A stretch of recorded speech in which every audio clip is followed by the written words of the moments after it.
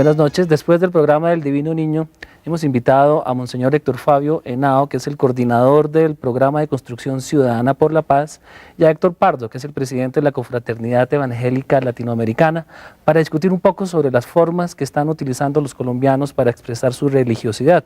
Monseñor Henao, ¿por qué no empezamos con usted y nos cuenta un poco cómo está trabajando este problema de la ciudadanía y la religión? Bueno, se ha tomado como punto de partida el hecho de que nosotros en todas las esferas de la sociedad tenemos que tener una expresión política y una expresión social que tiene que conducir hacia la reconstrucción de este país, hacia crear nuevas formas de convivencia ciudadana y a crear también un ambiente de mucha más armonía entre los colombianos. En ese sentido, se ha abierto un programa que es el de Construcción Ciudadana de la Paz, que va a apuntar a crear organizaciones cívicas, comunitarias, organizaciones de base, que sean las que creen las condiciones para un verdadero proceso de paz entre los colombianos. Ese programa como el Vía Crucis Nacional, ¿qué quieren decir en términos religiosos? La gente, ¿por qué debe vincularse? ¿Entiende que está haciendo religión cuando se vincula al Vía Crucis Nacional? Sí, yo pienso que la gente, por ejemplo, en la participación en el Vía Crucis Nacional hacía dos cosas: una expresión de fe muy grande y por otra parte una expresión de un compromiso. Es decir, que el Vía Crucis tiene como unas tres partes fundamentalmente. Una es una parte de contemplación, que es una parte de análisis también, contemplación de la pasión de Cristo y análisis de nuestra realidad. Una segunda parte que es de examen de conciencia, de qué estamos haciendo en este momento y cómo estamos comprometidos con el país. Y una tercera parte que es la del seguimiento de Cristo, es decir, nosotros no solamente nos examinamos y lo contemplamos, sino que nos colocamos en el seguimiento de Cristo, y ese seguimiento tiene que llevar implícito un compromiso de carácter social, comunitario, político, que lleve a la superación de situaciones que son inhumanas y que son violatorias de los derechos de los hombres. Héctor Pardo, que como representante de la Iglesia Evangélica, de los cristianos evangélicos, ¿qué piensa de este tipo de actividades o qué hacen ustedes para recoger ese sentimiento? A ver, nosotros nuestro énfasis para iniciar la dificultad que el hombre encuentra en ese momento para ayudar a la reconstrucción, empezamos de un ángulo muy importante, que creemos que cada hombre y cada mujer debe devolver lo que llamamos el corazón a Dios. Creo que si no arrancamos con la reconstrucción espiritual, natural, entendiendo que muchas veces necesitamos empezar por los aspectos materiales, pero va enfocado para que el hombre vuelva su corazón a Dios, un encuentro con Él, para que se restaure interiormente, para que luego entonces lo que está dentro pueda expresarse afuera. Creemos que cuando un hombre tiene una buena relación con Dios, como consecuencia de eso, tendrá una manifestación de esa fe a través de buenas obras. ¿Qué fue lo que ocurrió para que se rompiera ese vínculo y ustedes tuvieran que restablecerlo? Bueno, el hecho de que el hombre le haya dado las espaldas a Dios, de lo que se llama, tanto en la Iglesia Católica como en la Iglesia Evangélica, en el cristianismo en general, lo que llama la caída del hombre, es decir, el hombre decide ir por su propio camino y cuando decide ir por su propio lado, comienza a encontrar los problemas. Entonces tiene que volver al punto original de mantener una relación íntima con Dios, una relación directa con Él, y al recobrar esos valores espirituales, comienza a recobrar esos valores de respeto, de amor hacia su prójimo. ¿Usted cree, Monseñor, que el rompimiento del sentimiento religioso colombiano se pueda restablecer, como lo ha dicho el pastor Pardo? A ver, yo pienso que en el sentimiento religioso colombiano ha habido como varias etapas, varios momentos, y uno de esos momentos tiene que ver como con una crisis muy grande que ha vivido todo el país en el sentido de la concepción misma de la relación con Dios, de la relación con la naturaleza, de la relación entre nosotros mismos. Y en este momento el restablecer eso, el recuperar un poco el sentido de la convivencia, tiene que tocar esos aspectos. Tenemos que volver a convivir con nosotros mismos, aceptarnos mucho más, aceptar nuestra dignidad, nuestra ser de imágenes y semejanzas de Dios. Tenemos que aprender a valorar ese don de Dios que hay en los demás, pero también sus derechos y su papel dentro de la sociedad. Y tenemos que hacer un reconocimiento del papel que Dios cumple en la historia, es decir, que Dios está haciendo de esta historia una historia de salvación. Pero yo creo que a pesar de todo lo que ha habido de negativo y de trágico en el país, de fondo Dios está actuando. Y Dios está por encima de toda esta historia y Él la está jalonando hacia adelante. Es decir, que de esto va a salir un valor, van a salir aspectos muy positivos que nosotros tenemos que empezar desde ya a descubrir y tenemos que comenzar a rescatar. Por eso el Vía Crucis nos hablaba no solamente de los problemas nacionales, sino de los atisbos de resurrección, de cómo Dios está presente en esta historia y cómo la gente está haciendo cosas positivas, porque Dios se las anima. ¿Y cómo hace el creyente para interpretar de manera correcta pues, la forma de hacer religión? Si tiene por un lado el Divino Niño, que es una especie de culto, una figura en la cual está representada Dios, y si tiene por otro lado programas como el que usted coordina, ¿cómo diferencia una u otra actividad? Yo creo que la vida religiosa es una vida integral, es una vida total, pero es una vida donde media muchísimo la sinceridad del corazón y la búsqueda real de Dios. Lo que pasa es que nosotros tenemos que entender de que la búsqueda de Dios nos tiene que llevar también hacia una acción, nos tiene que llevar a un amor al prójimo, nos tiene que llevar a un compromiso con los demás. Y eso nos lo decía el mismo Santiago en su carta cuando nos explicaba, bueno, es que no se puede decir que nosotros estamos amando a Dios si no tenemos compasión con los demás, si no nos movemos a una acción. Y aquí eso tiene que ser mucho más colectivo, tiene que ser mucho más social también. Es decir, que la exigencia es muy radical y por eso tenemos que juntar todas las fuerzas de todas las gentes que están haciendo manifestaciones religiosas de una u otra forma para lograr que todos unidos en nombre de Dios y desde nuestra fe demos a este país un nuevo respiro. Pastor, y la iglesia evangélica viene creciendo mucho en Colombia. ¿Qué cree que se debe a ese fenómeno? No, realmente sí, día tras día crece más, no solamente en Colombia, en América Latina, ha sido reconocido. Creo que hay un vacío en el corazón del hombre, ha estado buscando en muchas filosofías, en muchos caminos que le han aparecido y da la sensación que vez tras vez el hombre no encuentra en ellos lo que necesita.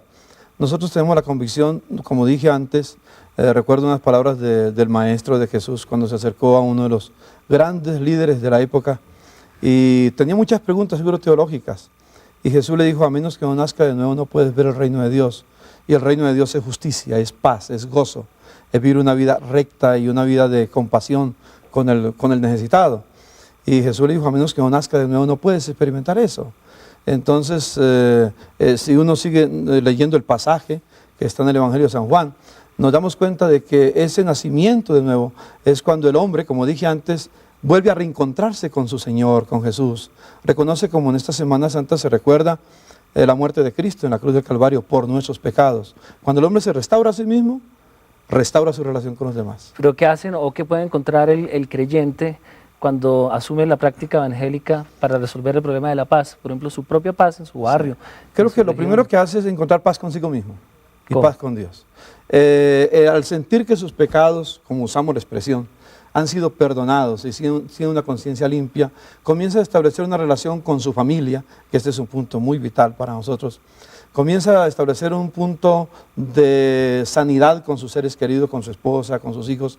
Digamos, la persona, hablemos del pueblo común que cuando termina su trabajo se va a la cantina a tomar. Cuando tiene ese encuentro con Jesús ya no va a la cantina, ahora va con su sueldo completo a su casa y comienza a mejorar su casa, su familia, sus hijos. Como consecuencia comienza a mejorar su relación con los que le rodean, con su entorno. Hay una compasión que crece en su corazón hacia el necesitado. Creo que para mí eso es vital. Da la impresión de que el trabajo de ellos está más enfocado a la parte individual. Cada persona decide cómo superarse, mientras que la de ustedes es más social, más colectiva. ¿Estoy en lo correcto? A ver, ha habido como un cambio en el mundo en general, por ejemplo, el surgimiento de formas religiosas muy fuertes. Nosotros podríamos decir también que en la Iglesia Católica, por ejemplo, la comunidad de la gente que se identifica es cada vez más sólida y la gente cada vez tiende como a tener una mayor identidad con su iglesia y tenemos comunidades muy fuertes dentro de la iglesia que se están manifestando en muchos sentidos, también una búsqueda espiritual. Lo que yo creo es que de pronto de esas grandes propuestas que decía el pastor como ideologías, por ejemplo, que hablaron de grandes esquemas sociales y eso entró en crisis, la gente hoy está buscando una cosa mucho más cercana. Y esa cercanía entonces nosotros la podemos interpretar en dos vertientes. Una, un trabajo que se centre mucho en la persona y eso es valioso, no podemos de ninguna manera negarlo. Pero también tiene que haber un trabajo paralelo que es un trabajo de formación de comunidad, de identidad de la gente dentro del colectivo al cual pertenece y de compromiso político en él. Yo pienso que, por ejemplo, cuando nosotros leemos en la Biblia eso que le dijeron a Jesús, bueno, le mostraron la moneda y dice el evangelista que miró la moneda y leyó la inscripción y dijo, da al César lo que es del César. Es que la inscripción decía César Augusto, hijo de Dios, hablaba de una idolatría. Entonces Jesús tomó una posición política en ese momento, pero lo hace ¿desde dónde? Desde una óptica de fe. Le dice, eso que dice la moneda por lo menos es mentiras. Si quiere pague el tributo, está bien, pero la moneda es falsa. La sustentación de ese sistema es falsa porque está montado sobre una idolatría. ¿Usted cómo explica que un país tan creyente como Colombia tenga estos niveles de violencia? ¿Cómo desde la óptica cristiana religiosa se explica este fenómeno? A mí me parece que dentro de todo este problema de la violencia que hay en Colombia, sin embargo hay en la base como dos cosas que considero yo que son muy importantes. Una es en la forma como se ha transmitido en Colombia la relación, digamos, directa, por ejemplo, la relación familiar, la relación entre las personas, que está muy vaciada de ternura, está muy vaciada como el elemento interior, de lo más profundo, de lo que llamaríamos la misericordia en cristiano. Entonces, es una relación que tiende a ser muy despersonalizada y que a veces tiende a ser muy brutal con los demás, en la competencia, en un montón de cosas. De una sociedad que ha caminado en ese sentido y ha despersonalizado mucho. Pero por otra parte, me parece que hay un factor que es muy importante y es que nosotros todavía tenemos que crecer mucho en el sentido de comprender que ese pueblo religioso, ese pueblo que es creyente, tiene que adquirir una mayor claridad de frente, por ejemplo, al respeto a la vida, y que no se puede andar como en dos sendas simultáneamente, así que se tiene que ser una cosa u otra. Una bombita para los dos. ¿No será un poco que esta religión que ustedes ofrecen no satisface las necesidades del ciudadano colombiano de hoy? Yo diría que desde la perspectiva que nosotros presentamos, está respondiendo realmente, y no de ahora. Cuando estudiamos la historia del cristianismo, nos damos cuenta que el cristianismo siempre, cuando se predica el cristianismo, cuando se vive el cristianismo legítimamente, siempre responde a las necesidades del ser humano. Y yo me alegro, por ejemplo, que en la Iglesia Católica ha habido mucha renovación en los últimos años y ha habido ese sentido de la urgencia, y vuelvo a insistir, perdóname que insista Ramón en esto, pero esa urgencia de encontrarnos personalmente con Dios, con el Creador. Y luego, digo, eso produce esa relación con todos los demás, con el entorno, con la naturaleza, con el prójimo, con los que sufren, con los que tienen dificultades. Ese para mí es central y recuerdo, Semana Santa muy especial para pensar en eso. ¿Sí responde la Iglesia? Yo pienso que hay una forma, digamos, histórica. Cada momento de la historia ha tenido como una forma de presentación del mensaje cristiano. A ver, si recordamos muy atrás, se entendió por cuestión social, por ejemplo, llegarle a la gente con ofertas de cosas asistenciales y dar pan, etcétera, dar servicios clínicos. Eso es bueno, eso es un signo, eso no se puede perder. El cristiano tiene que hacer signos del amor de Dios. Pero después se dio otro paso y se dijo, bueno, entonces avancemos más. Y entonces se ha llegado a un paso en el que era, bueno, metámonos en la cosa de que haya el acueducto, de que haya la luz, que no sé qué, lo que llamamos la promoción. Y eso respondió a un momento. Hoy estamos en un momento que me parece a mí muy importante, donde hay que buscar el entronque con lo que es la nueva formación del hombre, porque yo creo que la gente ha cambiado muchísimo en los últimos años. Y eso hay que entenderlo para poder dar un mensaje de fe. Y es que la gente quiere realmente que se le anime para que ella pueda asumir su historia, pueda asumir su vida personal y su vida colectiva y social, haciendo él de sujeto de esa historia, no manejado desde fuera por alguien que le dice o le impone leyes, en fin, sino que él se convierta en sujeto. ¿Sí? Y ahí es donde me parece que en este momento se está dando un cambio y es donde tenemos que responderle al hombre de hoy. Ramón, yo quisiera añadir a lo que Monseñor menciona. A veces a nosotros se nos ha acusado de que a veces damos a cambio de pan, ganamos las almas, a veces nos acusa eso. No es cierto.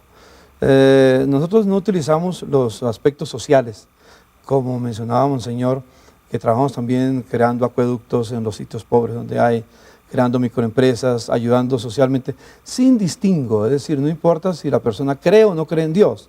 Creo que es una manifestación del espíritu cristiano, y no lo hacemos como una carnada para ganar personas, sino como un testimonio de lo que somos.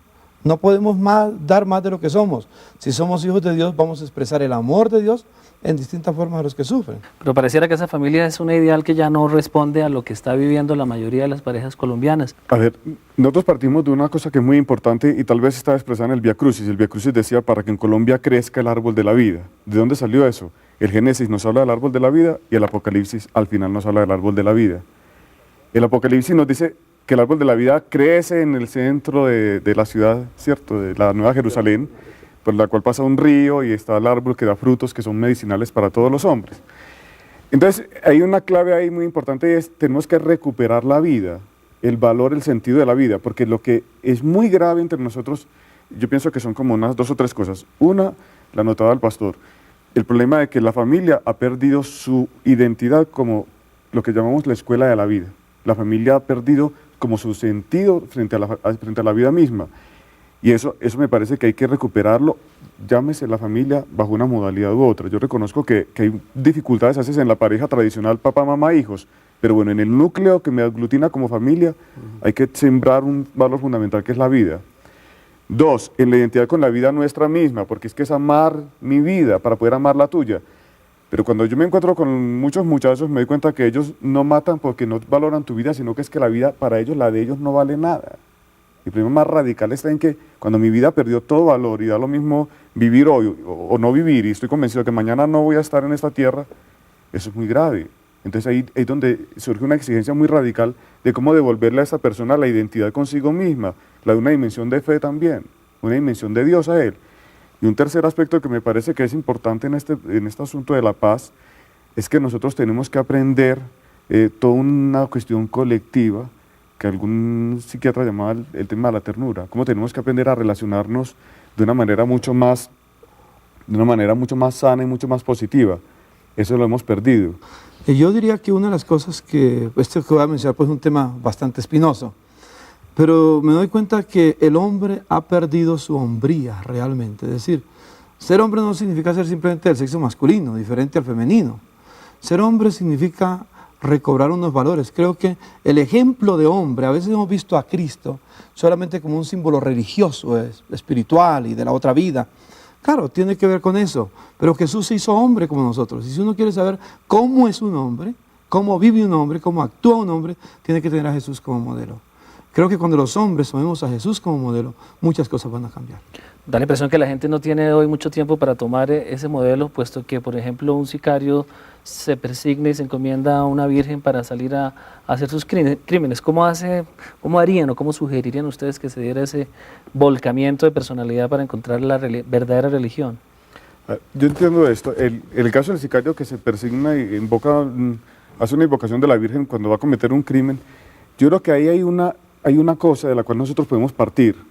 Él no tiene una fe verdadera, él tiene una fe en ciernes, tiene una idea de Dios, pero él tiene un elemento básico sobre el cual se puede trabajar. Hay un elemento que le permite hacer conexión con la sociedad occidental, en donde la madre, la mujer, representa un papel muy importante y por eso invoca a la Virgen, pero donde Dios todavía tiene un espacio. Entonces nosotros tenemos que partir de esa escasa noción de fe, digamos así, de religión que tiene él, y sobre esa base ya se puede hacer un trabajo.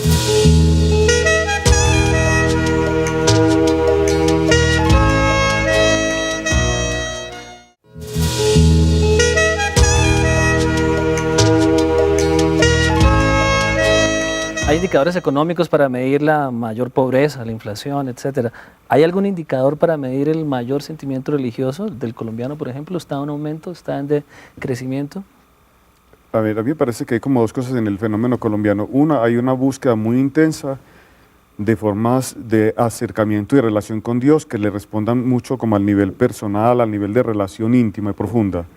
Eso me parece que es importante. Y lo otro es que realmente yo pienso que en todas las denominaciones cristianas que hay, religiosas, existe un nivel de compromiso cada vez más alto de la gente que entra realmente a comprometerse. Indudablemente hay crisis en un sector grande de la población, pero la gente ha comenzado a tomar en serio de que el aspecto religioso, la relación con Dios, es fundamental dentro de su vida. Pareciera que ustedes fueran agentes de cambio, como Camilo Torres lo fue en los años 60 y murió por eso. ¿Por qué ahora sí pueden ustedes promover esos cambios tan radicales en el individuo y en la sociedad sin que les caiga el poder del Estado encima? Bueno, yo creo que hay muchas cosas en el Estado que han cambiado y esperamos que cambien, ¿no? Hay crisis, entendemos, en el Estado colombiano, pero eso no va a durar para siempre. Tenemos esperanza de que haya un mensaje de redención para nuestro país. Va a haber cambios completamente, y yo estoy seguro. Hay una palabra de San Pablo, Monseñor Tobler recuerda. San Pablo dice, donde el pecado abundó, va a sobreabundar la gracia.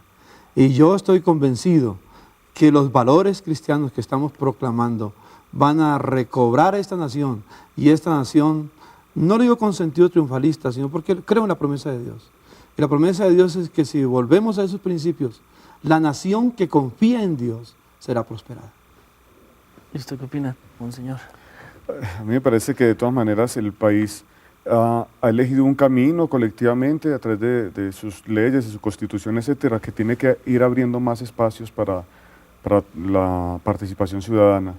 Pero nos falta más, nos falta crear espacios para que haya más pluralidad en las opciones políticas, que haya otras posibilidades, porque si no, un país que asesina a los reinsertados, un país que no tolera determinadas posiciones políticas, un país que se cierra a veces a muchas cosas en esa línea de propuestas, no va a adquirir fácilmente la paz. Hay que seguir caminando, en esa apertura hay que seguir caminando. Muchas gracias, Monseñor. Muchas gracias, Héctor Pardo. Se nos ha acabado el tiempo. Hemos visto un documental sobre el Divino Niño y un debate sobre las nuevas formas como los colombianos estamos participando para hacer religión.